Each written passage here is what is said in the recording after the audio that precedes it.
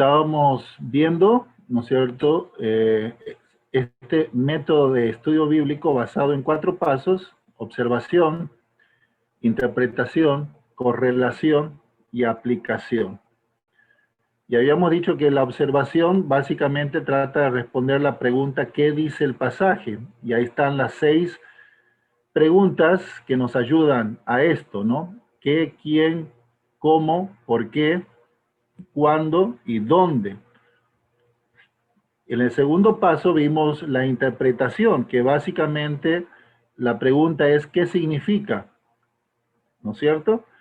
Y también vimos que nos ayuda en el paso de la interpretación el hecho de tender puentes para cubrir las brechas histórica, cultural, idiomática, filosófica y geográfica. Y estuvimos viendo los géneros literarios. Dijimos que en la Biblia se presentan a lo menos unos 20 géneros literarios diferentes, pero los 7 que tienen mayor prevalencia tienen que ver con esto que están acá, ¿no es cierto? La narración, la ley, la sapiencial, la poesía, la profecía, la parábola y la epístola. Durante la semana algunos de ustedes me llamaban para solicitar de que se pudiera seguir, ¿no? Porque habíamos visto ya la narración, habíamos visto la ley, habíamos visto el género sapiencial, así que vamos a ver algo acerca de la poesía, ¿no es cierto? La poesía. Una pregunta: ¿qué lugar de prevalencia creen ustedes que ocupa la poesía en la Biblia? ¿Qué lugar de prevalencia ocupa la poesía en la Biblia? ¿Será lo menos importante, lo más importante? ¿Qué opinan ustedes? Yo creo que es muy importante, pastor. Prevalencia se refiere en cuanto a qué porcentaje de la Biblia tiene que ver con este género. Cada uno de estos géneros es importante. Si no estamos viendo es en qué porcentaje, un porcentaje grande, un porcentaje pequeño, que ocupa la poesía en la Biblia. Y lo que dice Diego sí es verdad, es muy importante. Bueno, vamos a ver, ¿no? La poesía es un género literario muy común en la Biblia. Atento, ocupa el segundo lugar en prevalencia. Lo único que está antes de la poesía en toda la Biblia es la narrativa. Habíamos visto, ¿se acuerda? Yo no sé si era la segunda o la tercera lección. Dijimos que la narrativa ocupa el 40% de la Biblia. El 40%. Ahora vamos a ver la poesía. Si es el segundo lugar en lo que tiene que ver en prevalencia, la pregunta es, ¿qué porcentaje de la Biblia es poesía? Bueno, vamos a ver. Mira, la poesía comprende 1/3 de toda la Biblia. O sea, de toda la Biblia, una tercera parte, estamos hablando más o menos de un 33% de la Biblia, encontramos el género de la poesía. Y si tomamos solo el Antiguo Testamento, la mitad del Antiguo Testamento es poesía. Sobre todo porque un libro, ¿no es cierto?, como el libro de los Salmos, que tiene 150 salmos, ahí nomás ya vemos la cantidad de poesía, pero no es el único lugar donde se encuentra la poesía. O sea, el género literario más prevalente en la Biblia es la narración, 40% de la Biblia. Después, en segundo lugar, le sigue la poesía. Y eso estamos hablando de una tercera parte de la Biblia. Y si tomamos el Antiguo Testamento, la mitad del Antiguo Testamento, encontramos el género de la poesía. ¿Cuáles son los libros poéticos en la Biblia? O sea, en la división común y normal que se realiza, ¿no es cierto? Los libros históricos, los poéticos y después los proféticos. Así está dividido generalmente el Antiguo Testamento, ¿no es cierto? Pentateuco, libros históricos, libros poéticos y proféticos. Bueno, y dentro de esa división de los libros poéticos se incluye a Job, Salmos, Proverbios, Eclesiastés y Cantar de los Cantares. pero en esa clasificación no se coloca Lamentaciones, que es un libro eminentemente poético, aunque se lo clasifica como libro profético, y está bien, pero quizás más que profético es poético, ¿sí? Pero ahí tenemos un dato. Entonces la poesía no se limita solamente a los libros poéticos. Uno dice, ah, los 5 libros poéticos. No, no, no, es más allá. Así como ciertos libros que hemos visto que están en la clasificación de poéticos, también son libros sapienciales, como en el caso de Job, de Proverbios y de Eclesiastés. Entonces, la poesía se encuentra en cada libro del Antiguo Testamento y en particular también en los libros proféticos. ¿Cuáles de los profetas del Antiguo Testamento es uno de los mayores poetas? Quiero hacer la pregunta a ustedes. Piensen ustedes en los libros proféticos. De todos los libros proféticos, ¿no es cierto? Ahí se recuerdan ustedes 5 profetas mayores y después hay 12 profetas menores, 17. Pero de esos 17 que consideramos como libros proféticos, hay uno, ¿no es cierto?, de esos profetas que, que se lo considera como poético, ¿no? ¿Cuál de los profetas del Antiguo Testamento es uno de los mayores poetas? ¿Tienen más o menos una idea?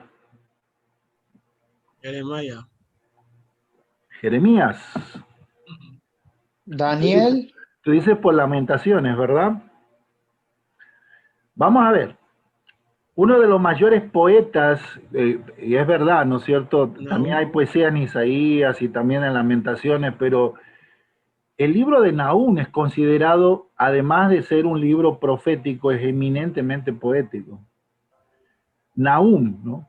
Una pregunta, ¿cuántos capítulos tiene Nahum? Tiene como 7 capítulos.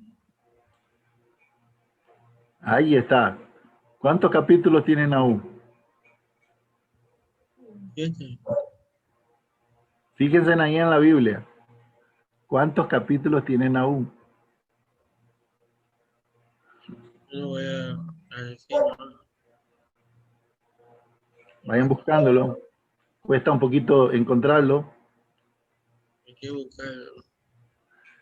Si ya lo encuentras, fíjate cuántos capítulos tiene Nahum. Ella lo está buscando.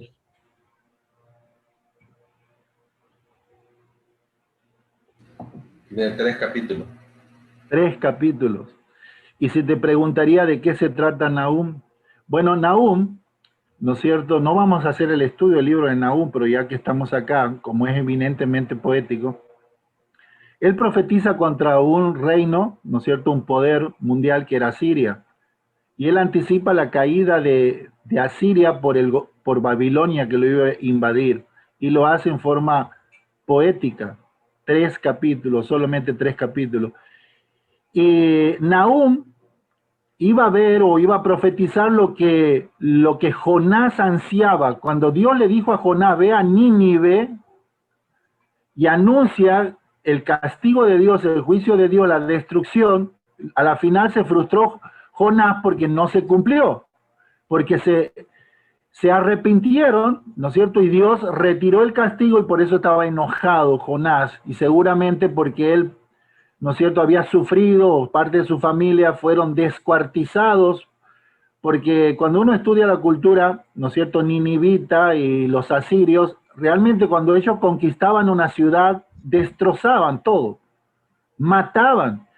En las puertas de la ciudad apilaban las cabezas, las cortaban las cabezas y las apilaban. Colgaban a las personas, ¿no es cierto?, para demostrar su poderío y rompían todo. Las empalaban a las personas y no vamos a seguir hablando de todos los desastres que hacían. Y por eso seguramente Jonás, ¿no es cierto?, tenía un tremendo desagrado con los ninivitas. Pero más adelante, ellos se arrepintieron, pero pasó el tiempo y volvieron a lo mismo, y Nahum profetiza lo que iba a suceder, iba a terminar con juicio, y es lo que pasó, Babilonia los invadió. Bueno, Este Nahum, que tiene solo 3 capítulos, si lo lees, no solamente es el juicio contra Asiria, ¿no es cierto?, sobre todo a Nínive, sino que también es eminentemente poético. ¿Dónde encontramos poesía en el Nuevo Testamento? También hay poesía en el Nuevo Testamento, hay en toda la Biblia, quizás con menor incidencia. Bueno, en Lucas capítulo 1, el Magnificat de María, encontramos poesía. También hay poesía en el Nuevo Testamento. También Apocalipsis. Apocalipsis también. Entonces voy a pedir a Eben si puede ayudarme a leer estos primeros versículos que aparecen ahí, del versículo 46 al 51 del Magnificat. Ese es Lucas capítulo 1, verso 46 al 57, al 51, perdón. Entonces María dijo, engrandece mi alma al Señor, y mi espíritu se regocija en Dios mi Salvador, porque ha mirado la bajeza de su sierva, pues he aquí, desde ahora me dirán bienaventurada todas las generaciones, porque me ha hecho grandes cosas el poderoso, santo es su nombre, y su misericordia es de generación en generación a los que le temen. Hizo proezas con su brazo, esparció a los soberbios en el pensamiento de sus corazones. Gracias, Evans. Y voy a pedir a Diego si puede ayudarnos con el versículo 52 al 56 que sigue el Magnificat, ¿no?, de María. Tienes que encender el micrófono, Diego, para que se te escuche. Gracias. Quitó de los tronos a los poderosos y exaltó a los humildes. A los hambrientos colmó de bienes y a los ricos envió vacíos. Socorrió a Israel su siervo, acordándose de la misericordia, de la cual habló a nuestros padres para con Abraham y su descendencia para siempre. Y se quedó María con ella como 3 meses, después se volvió a su casa. Gracias, Diego. Entonces aquí tenemos un ejemplo de poesía en el Nuevo Testamento, ¿no? Otra pregunta, ¿cuál libro del Antiguo Testamento es el más citado por los escritores del Nuevo Testamento? ¿Cuál libro del Antiguo Testamento es el más citado por los escritores del Nuevo Testamento? Isaías. Daniel. Isaías. Puede ser el Salmo. Ajá. Muy bien. El libro del Antiguo Testamento que más citan los escritores del Nuevo es también el libro de poesía llamado Salmos. Es el libro, aunque usted no lo crea, el más citado de todo el Antiguo Testamento. En el Nuevo es Salmos. Entonces, increíble. Entonces, la importancia de la poesía y de Salmos. Y uno dice, el libro de Salmos. No, es el libro más citado por los escritores del Nuevo Testamento, es Salmos. La poesía, vamos a ver ahora la poesía occidental versus la poesía hebrea. Hay una gran diferencia, ¿no? Como si fuera el día y la noche. No se parecen absolutamente nada. Una de las frustraciones, nosotros como occidentales, es que cuando leemos la poesía bíblica, no nos parece poesía. Porque esperamos de que tenga una estructura como la poesía occidental, ¿no es cierto? Que termine de tal forma que las últimas palabras rimen en sonido, pero así no es la poesía hebrea. La poesía hebrea no se basa en el sonido, en que rimen las palabras. Vamos a ver un ejemplo de poesía occidental basado en la rima, ¿sí? Aquí va a haber un ejemplo. Veamos aquí el título de una poesía, no sé si la conocen, se llama El Libro. La autora es Ercilia Ramos de Argot. Dice así, este es un ejemplo de lo que sería la poesía occidental basada en la rima, ¿no? Dice, el libro es mi amigo mejor. me enseña 1000 cosas, me da su ilusión. Paciente me guía con gracia y tesón, y llena mi mente de luz y esplendor. Si van notando la rima, el libro es tesoro de ciencia, de amor, y abre los caminos de superación. Eso es poesía occidental, básicamente basado en rima, básicamente en un sonido, un compás de sonido, de rima. Pero la poesía hebrea no se basa en rima, sino en el paralelismo. La poesía hebrea se basa en algo llamado paralelismo, no es rima. Y tú sabes que ella es panameña. Ella, por eso la busqué a propósito. Y por eso se las puse, porque yo digo, se la conocen, pues, ¿no? Busqué poesía panameña. Porque tenía bastantes poesías de Argentina, pero no vale, ¿no? Poner poesía argentina, sino panameña. La característica más distintiva de la poesía hebrea es justamente eso, el paralelismo. Si no se comprende el paralelismo hebreo, la poesía en la Biblia va a carecer de sentido, va a parecer líneas desconectadas, dislocadas, y probablemente hasta podamos malinterpretar la poesía si no la entendemos. La poesía hebrea no se estructura en base de una rima de sonido, sino en una rima, no se llama rima, pero si fuera como una rima de pensamientos, de conceptos, ¿no es cierto? Entonces veamos esto del paralelismo. Es una relación, ¿qué es el paralelismo? Es una relación de semejanza. O sea, algo que es semejante a otra. Ahí va el paralelismo, ¿no es cierto? Se trata de una similitud de ideas. Son figuras literarias que eran muy comunes en el tiempo de Salomón en el Oriente. Un paralelismo es una figura retórica, utilizada principalmente en poesía. ¿En qué consiste? En la repetición de una estructura, de un mismo pensamiento, con una pequeña variación al final. Y esto lo veíamos, ¿se acuerdan cuando hablamos de Proverbios, el libro sapiencial de Proverbios, que también es poesía? Lo puedes clasificar como poesía o sapiencial. Sapiencial o poesía son las dos cosas. Mencionamos estos 4 tipos de paralelismo. Paralelismo sinónimo, antitético, sintético y comparativo.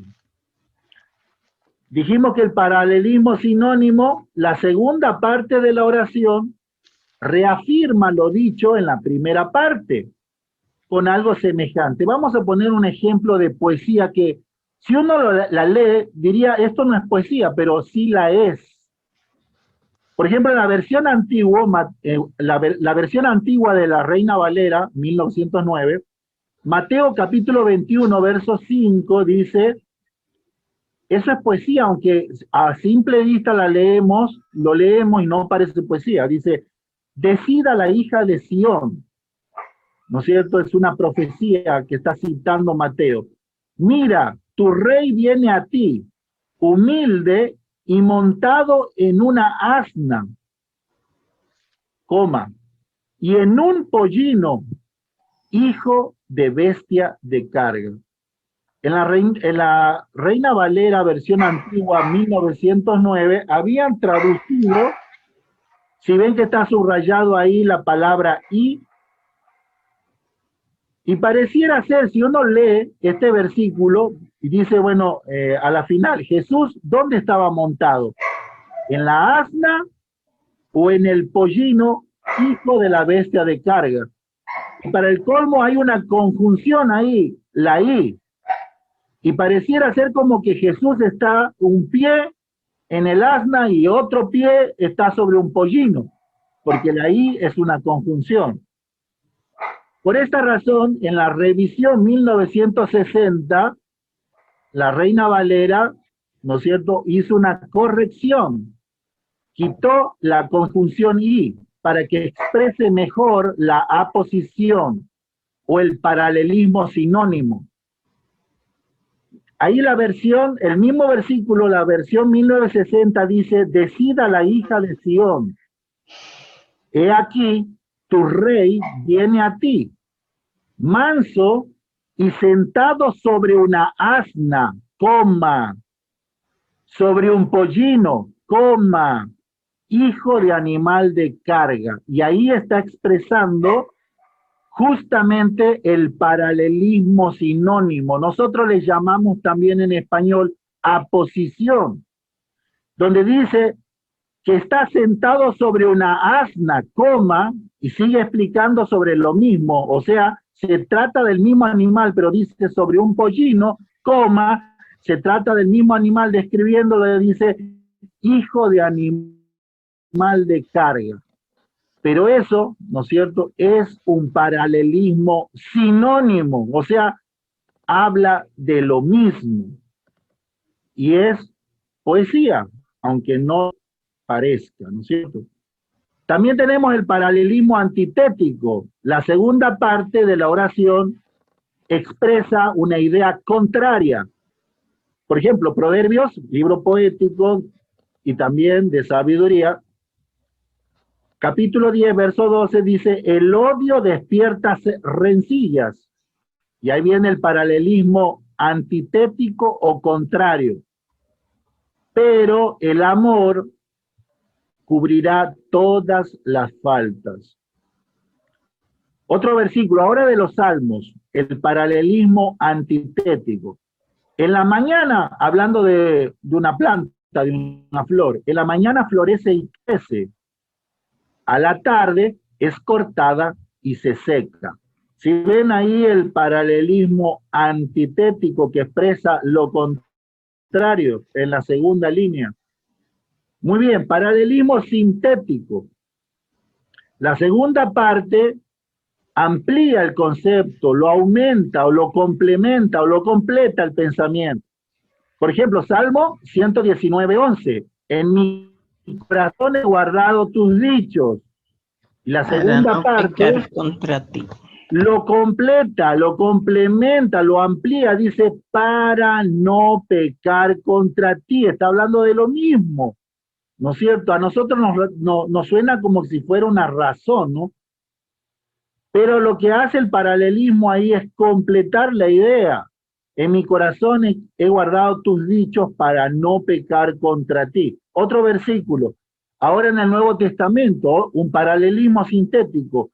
Lucas capítulo 6, versículos 27 y 28. Para nosotros no suena como poesía, pero es poesía. Jesús dijo, amad a vuestros enemigos.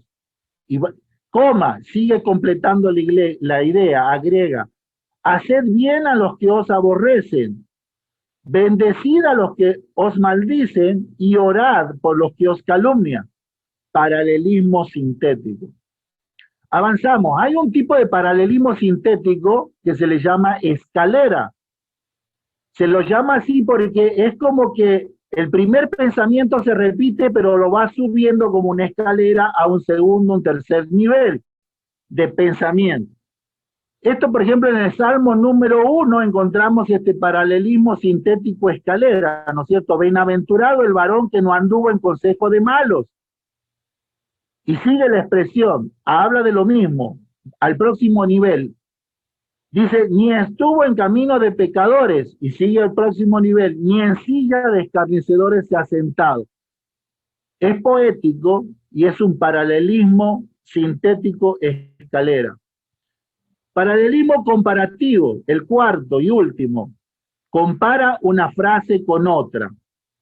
¿No es cierto? Proverbios 26:7 dice, la pierna del cojo penden inútiles, así como el proverbio en la boca del necio, ¿no es cierto?